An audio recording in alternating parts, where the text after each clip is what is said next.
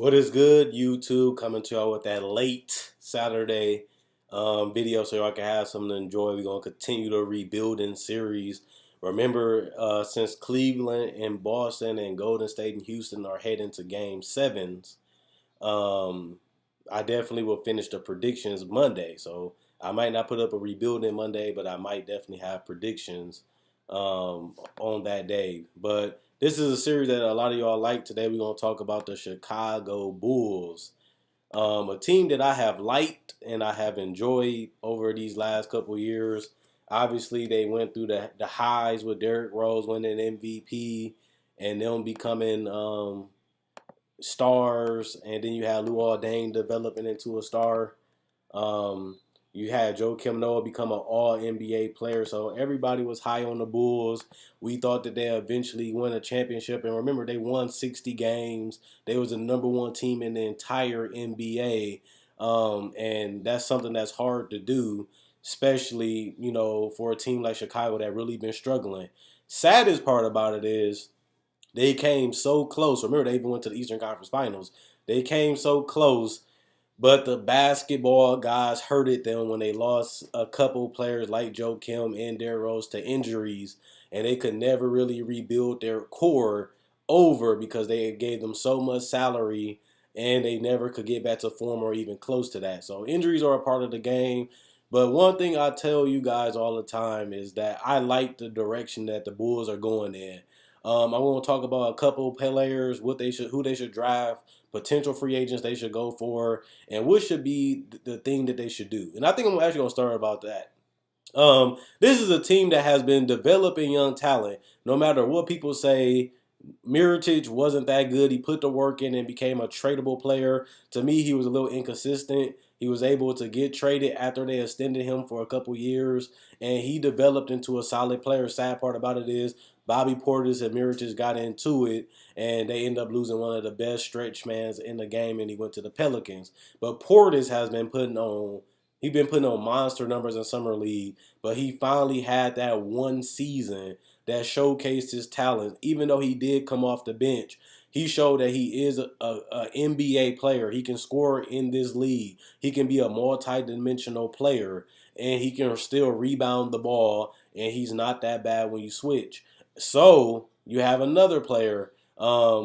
Chris Dunn is a guy that has been very injured. He's a guy that has shown on and off potential. He's an older guy for his years in the league. He only been in the league for 2 years, but he's 24 and he'll be 25 next season by the end of next season. So you definitely want to get the best out of him now, so that way you can see what you really have and if you need to move on from him with another point guard in his draft, or do you want to continue to use him until you can find another franchise player, whether they become available in free agency or even become available in the draft in the next couple years, or even in a trade where you have young assets and high draft picks if you're still bad next year, which most likely they will be. You can end up, replacing him eventually through draft, through trades, or even through free agency, because Chicago is a place that people wanted to play in. Chicago is a place that has historicness. They haven't been at the brightest until now, but they still have shown that they can draft. They've shown that they can develop, even with Ben Gordon, even with Luol Deng, even with Noah and Derrick Rose. Derrick Rose consistently got better every year until he got injured, that major ACL injury. So they have shown that they're a great organization. Even with Michael, they was able to draft Scotty, develop him, get a coach that actually wanted to be, that's a Hall of Fame coach, and get him to coach the Bulls, and then they put the talent around him, including Rodman, Kukoc, and Steve Kerr, to help have more open their window a little bit longer to win more championships. So I know y'all haven't had the best of luck. I know that y'all coming off a low that y'all couldn't win a championship where Rose is y'all best player. But look at the bright side. You got an organization that's committed to winning. You have some type of plan, because even if you would have kept Jimmy Butler, let's be real about it, he's older. He's about to be in his 30s.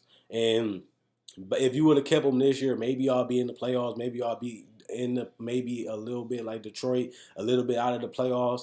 But then you miss out on the top 10 pick. You don't have Zach LaVine. You don't have Chris Dunn. And you don't have the pick that you had last year to get marketed in. So you got to look at the bright side. You have a young potential player in Zach LaVine that has shown that he can shoot the three ball, has shown he can create his own shot. He's has a whole off season to, work back on that knee, get back in shape, add more to his game, and have a new mindset. Having that chemistry with his teammates, having that rust come off a little bit at the end of the last season. We're going to see a different Zach LaVine because he's going to be healthier, he's going to be better, and he is a hard worker to me because he almost averaged 20 before he started getting nagging injury and it dropped him down to 18. Will he be a franchise guy? I cannot say he will, but he's not scared to take big shots. He has knockdown big shots. He has unlimited range. He can handle the ball. He can get to the rim. He can shoot free throws. He's not the best defender. He's not the best playmaker. But these are things you can develop as you build a complete team, not just Zach LaVine. Remember, Zach LaVine is not that old, and he's a guy with a lot of potential, and he's a guy with the athletic ability. Remember, Zach LaVine is only 23 years old. He's younger than Chris Dunn. So even if you give him the max of $80 to $100 million, you still have at least till he's 28, 29, depending on how long they want to extend him, that he will still be in his prime at worst, at the end of the contract extension. So just remember that this guy's only 23. 5 years, he's 28. And, he's a tradable guy at this point because he's still on his rookie deal. But even if you extend him, the guy is an asset. He can play, and he's a shooting guard. And he can shoot the three, and the defense will come when they have that identity and when they have a better team around him. You care less when you're losing. You care less when you're young because you don't have a winning mentality. And that's something they're going to have to develop as they continue to play, continue to, weather the storms and grow together. Like I said, Chris Dunn is a guy that plays hard defensively. He just hasn't been able to stay healthy. He showed that he can knock down threes, and he has potential to be better at that. He's shown that he can get to the paint. He's shown that he can be a better playmaker than what we gave him credit for, because in college he was a solid playmaker. I think these last 2 seasons, especially the one in Chicago, he showed that he can give you 7 to 8 assists. Maybe not average it, but he can be a floor general because he is one of those combo guards that can play the 1 or the 2. But I think that if you can give him consistent minutes, if you can build a particular offense around him and Zach LaVine as 2 ball handlers and 2 athletic guys, they can be a great backcourt. They can. They're long, they're lanky, they're fast, they're mobile, and they can jump out the gym. And if you can get both of them to commit defensively, you can have something very special in Chicago. And like I said, they both are still young, and they both still are under their rookie contracts. So that's one thing you still have to consider. And I like Lauri Markkanen. This is a guy that can be a stop and pop jumper shooter. He can stretch the floor out to the 3. He's athletic enough to get to the basket. He showed a lot of heart. He didn't really hit the rookie wall to me. Obviously, his numbers did slide a little bit, but it was never that dramatic. We didn't really know what to expect for him because most people that scouted him just talked about his potential, but we never knew how good he would really be because he never played against NBA caliber players. But for him to shoot 43%, 36 from 3, 84 from the free throw line, and still give you 7 rebounds a game and 15 points as a rookie, that shows you a lot of potential, especially with the fact that you have 2 athletic guards playing with you that can potentially knock down 2s and 3s, and apply perimeter pressure to the point where he won't be a defensive liability. And at worst, he'll be knocking down layups and jump shots and 3s off the creation of these players, which means they fit real well together. And you want to continue to build around that chemistry of, you don't mind doing pick and roll because he can pop. You don't mind people going under the screen because he can slide out to the 3-point line, and he can always roll to the rim and get little dunks and layups too and alley-oops. And that's something that you definitely want. But remember, Lauri Markkanen only played in the NBA 1 season, and he's only 21 years old. He can continue to expand his game offensively and get more consistency. And like Mirotic, he can turn from a volume jump shooter into a threat. And once he gets that good, which we don't know how good he's going to be, but you can just give him credit. He has exceeded the expectations of the Americans. Most of us didn't know what he was going to do. Most of us didn't even know who he was. And if we knew who he was, a lot of us was doubting him. Just like Porzingis. We didn't expect Porzingis to be an all-star in 3 seasons. People said he'd be 4, 5, 6 years. And he was able to do that in less than 5 years. So marketing has that type of potential.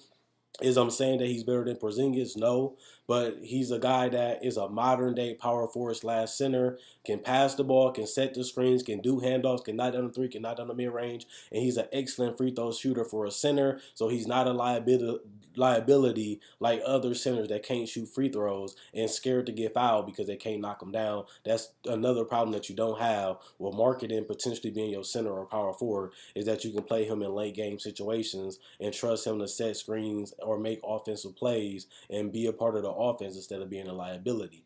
Definitely, I think that this team shouldn't really go for any big free agents because they need to find out what they're trying to do with this roster. And, it's easier said than done. But once they find out the players that they want to keep around, because right now they're trying out Dunn, they're trying out LaVine, they're trying different lineups.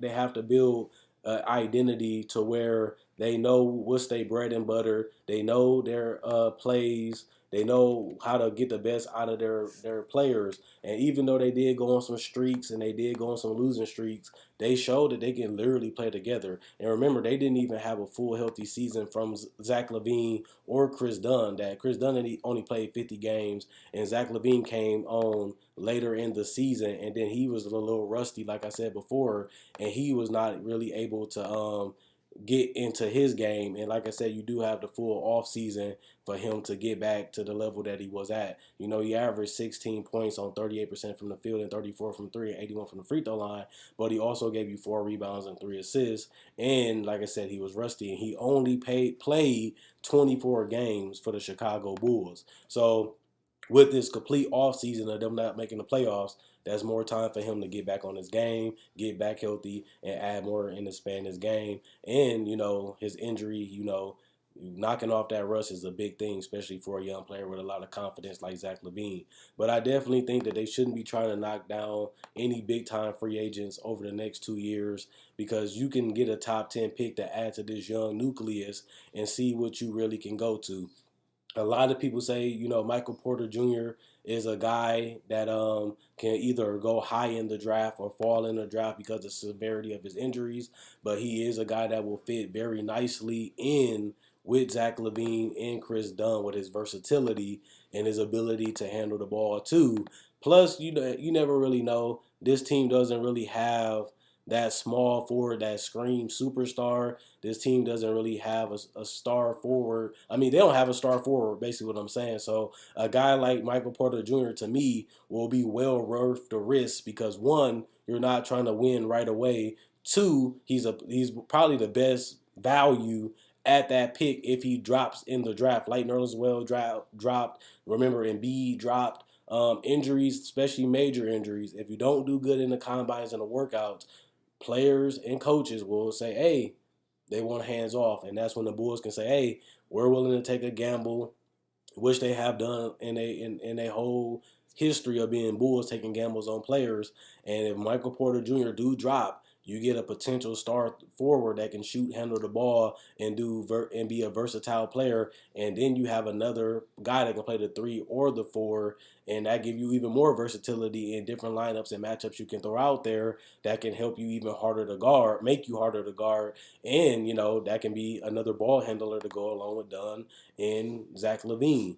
Another thing is I would definitely say Wendell Carter Jr. is the person that the people want the most on this team, and he's a guy that has potential too, and he is young and he does have a lot of potential, and adding him to this young core would be very special. And he played for a winning organization in Duke, and he has been coached, and he's a top 10 pick for a reason. But I would definitely say that if you can get Michael Carter Jr. or Wendell Carter, why not? Worst case scenario, you can get a guy like Mikal Bridges you can draft him early because he can play that 2 or the 3 and give you a 3 and D guy that can shoot the 3, play off the ball with Zach LaVine, and that give you even more versatility knowing that you can play Zach LaVine on the ball or off the ball. Same with Mikal, same with Chris Dunn. Next thing you know, like Michael Porter Jr. too, you have a dynamic offense with a lot of ball handlers, and you have the floor open with marketing, with potentially Carter too, or you can even with Portis if he comes in the lineup, you have a lineup of 4 people that can create their own shot mostly or knock down jumpers as if somebody helps or double team or collapses. You have multiple people that can make decisions and score the basketball with jumpers. So even if they go with Carter, he's a guy that has that potential to be a stretch. If they go with Porter, he's the guy with the best value and the best upside, and they need a 3. And even if, worst case scenario, they draft best talent available and get Carter, Trae Young, or Sexton, I think they shouldn't go in that direction. But at the same time, you can either trade down or you can trade the pick for another young guy that another team won't want to max out or re-sign and fill that hole with a guy like probably Aaron Gordon, like a guy like Jabari Parker. And like those are 2 players I think that they should try to go for in free agency. But I wouldn't really make that big of a push because, like I said, worst case scenario, you're a bad team next year and you get another top 5, top 10 pick, depending on how bad you are. Best case scenario, you be a playoff team, but that's also bad for you because you don't get a top 10 pick, but you do get playoff experience. But if you're not really a contender or a championship contender, I prefer just to get a draft pick in the top 10 so you can continue to build around this young nucleus of Chris Dunn, Marketing, and Zach LaVine. And that's all I got. No big free agents. Wendell Carter is a guy that can fit right in. Mikal Bridges is a guy that has the most risk because you're drafting him high, but he has the best fit because he's a guy that can play on and off the ball, but particularly he can be a 3 and D guy, which can shore up that wing.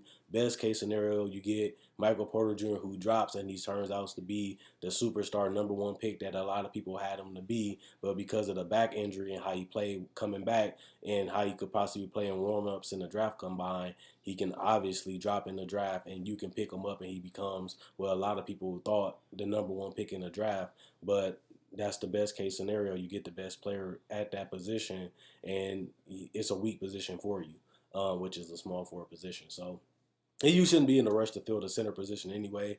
It's a lot of centers on the free agency this year.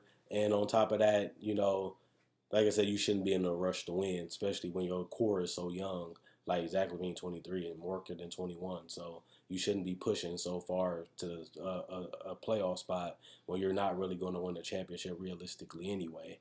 But the fans get more happy when you win it. But at the same time, this is a process, this is a project, and this is something you have to be patient with, especially when you have dreams of winning a championship. Timing does matter, matchups does matter, and talent does matter. So you want to accumulate as much as all of those as you can.